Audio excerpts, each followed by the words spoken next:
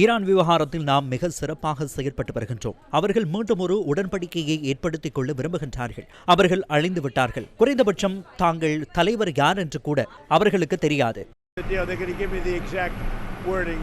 மீண்டும் ஈரானிய தளங்கள் மீது தாக்குதல் நடத்தப் போகின்றீர்களா?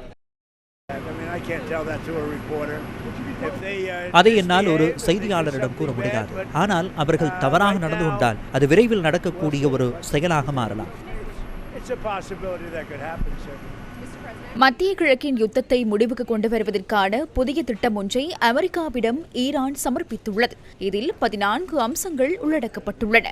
அமெரிக்கா 2 மாதகால யுத்த நிறுத்தத்தை கோரியிருந்த போதிலும் நிலவும் பிரச்சினைகளை 30 நாட்களுக்குள் தீர்க்க வேண்டும் என ஈரான் முன்மொழிந்துள்ளது.